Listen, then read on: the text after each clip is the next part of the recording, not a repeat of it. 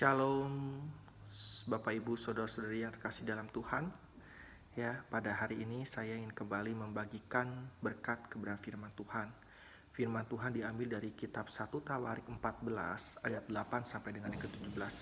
Ya, saya akan bacakan firman Tuhan. 1 Tawarik 14 ayat 8 sampai dengan yang ke-17.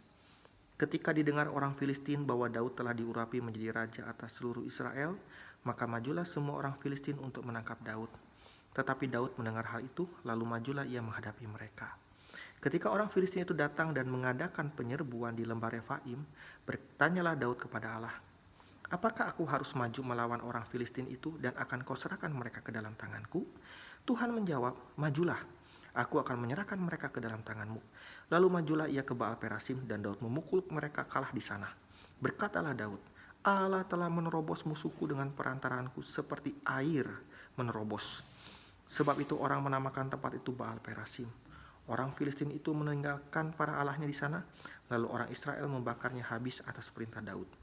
Ketika orang Filistin menyerbu sekali lagi di lembah itu, maka bertanyalah lagi Daud kepada Allah. Lalu Allah menjawab, "Janganlah maju di belakang mereka, tetapi buatlah gerakan lingkaran terhadap mereka, sehingga engkau dapat menyerang mereka dari jurusan pohon-pohon kertau. Dan bila engkau mendengar bunyi derap langkah di puncak pohon-pohon kertau itu, maka haruslah engkau keluar bertempur, sebab Allah telah keluar berperang di depanmu untuk memukul kalah tentara orang Filistin." Dan Daud berbuat seperti yang diperintahkan Allah kepadanya. Maka mereka memukul kalah tentara orang Filistin mulai dari Gibeon sampai Gezer. Lalu termasyurlah nama Daud di segala negeri, dan Tuhan mendatangkan rasa takut kepadanya atas segala bangsa.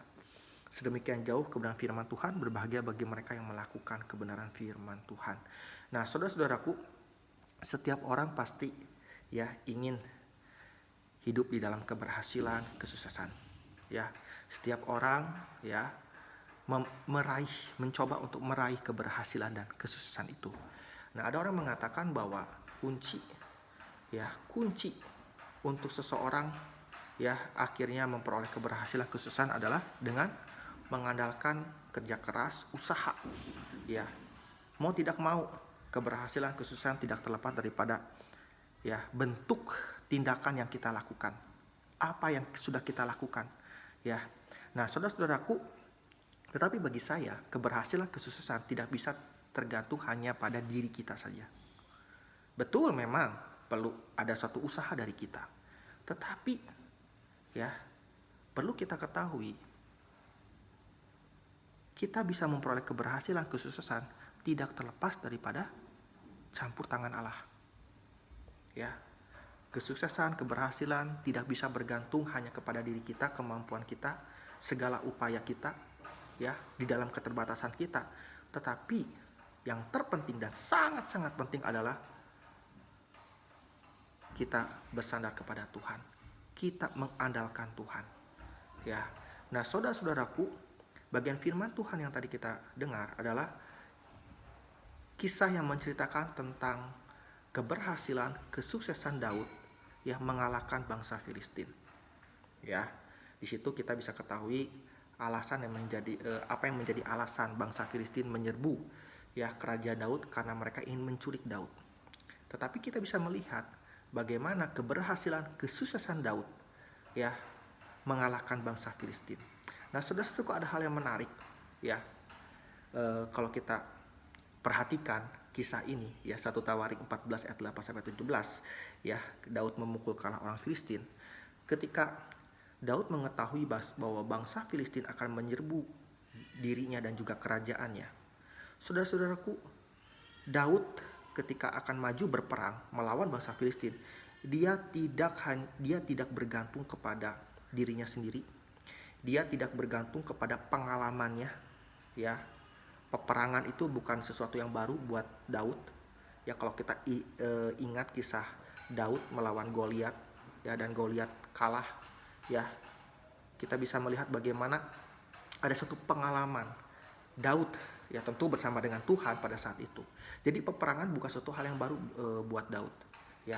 Bahkan juga di sini kita bisa melihat ketika dia maju berperang, dia tidak melakukan hitung-hitungan seberapa besar kekuatan pasukannya.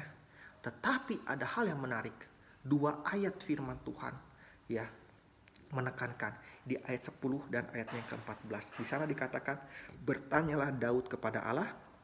Lalu ayat 14, maka bertanyalah lagi Daud kepada Allah. Saudara-saudaraku, ini adalah satu kebenaran firman Tuhan yang menarik sekali. Ya, di dalam pengalaman Daud, di dalam hal peperangan, ya, dia adalah raja yang memiliki pasukan, ya. Tetapi ketika ada bangsa yang ingin menyerang dirinya dan juga kerajaannya, kembali yang ia lakukan tidak, ya, berdasarkan kekuatannya sendiri, tetapi ia justru mengandalkan kekuatan Tuhan. Bentuk sikap tindakan Daud bertanya kepada Allah ini menunjukkan bahwa dia, ya, adalah hamba, ya, seorang yang menundukkan diri di hadapan Allah. Ya, dia menundukkan diri pada kuasa Allah. Ya, Daud ingin mengikuti cara Allah. Ya, dan di sini kita bisa melihat bagaimana Daud mengandalkan Allah. Jadi ketika Daud bertanya 2 kali di ayat 10-14, itu menunjukkan bagaimana Daud bergantung dan mengandalkan Allah. Nah, saudara-saudaraku, ya, yang namanya manusia tentu, ya, tidak terlepas daripada pengalaman demi pengalaman. Ada pengalaman yang memang, ya, pahit, ada juga pengalaman yang kita ingin mengalaminya lagi, apalagi itu pengalaman yang membawa keberhasilan. Tetapi saudara-saudaraku, belajar daripada kisah Daud, ingat, jangan jadikan pengalaman kita, bahkan diri kita, kemampuan kita, ya, itu menjadi satu-satunya kunci untuk kita memperoleh keberhasilan. Tetapi Bapak sekalian, hal yang paling utama, yang terutama, terlebih lagi kita sebagai anak Tuhan, keberhasilan, kesuksesan dapat kita raih kalau kita, ya, mengandalkan Tuhan.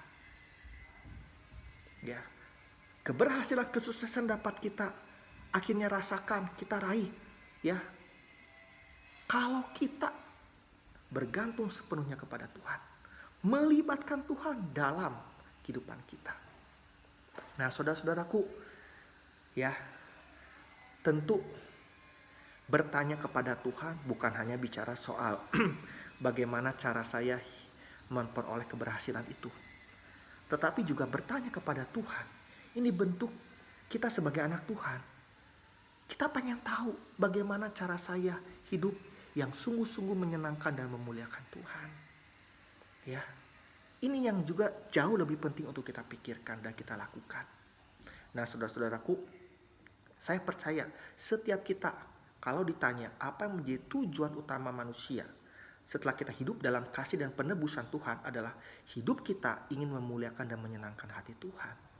Tetapi permisi tanya, apakah kita suka bertanya sama Tuhan? Apakah kita sering bertanya sama Tuhan? Tuhan, bagaimana ya caranya hidup yang menyenangkan hatimu, hidup yang memuliakanmu? Tuhan, apakah selama ini yang saya lakukan sudah sungguh-sungguh betul menyenangkan dan memuliakan Tuhan?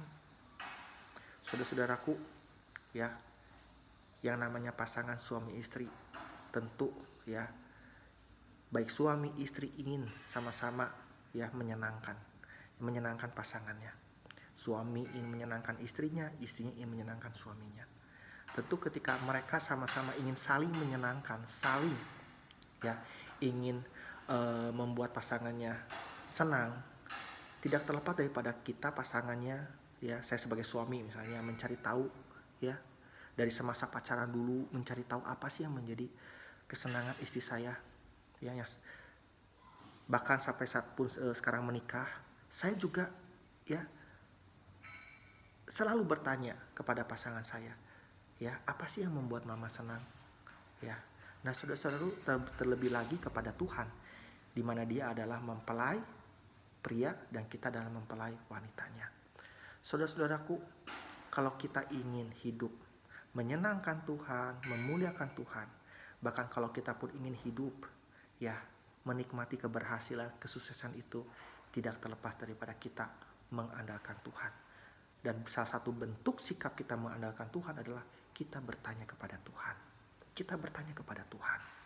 Jadikan ini satu gaya hidup kita sebagai anak Tuhan. menjadi satu pola kebiasaan kita bertanya kepada Tuhan. Ya. Dan ketika Tuhan sudah menunjukkan, ya, Tuhan sudah memberikan jawaban, ya, lakukan apa yang telah dilakukan oleh Daud.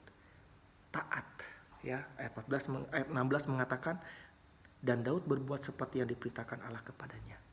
Ya, jadi kita taat mengikuti rencana Tuhan. Kita taat mengikuti perintah Tuhan. Ya. Jadi renungan pada hari ini, ya, memberi pesan bahwa kalau kita ingin hidup sukses, ingin hidup berhasil, bahkan hidup ingin memuliakan Tuhan, menyenangkan hati Tuhan, tidak terlepas daripada sikap kita di dalam doa bertanya kepada Tuhan.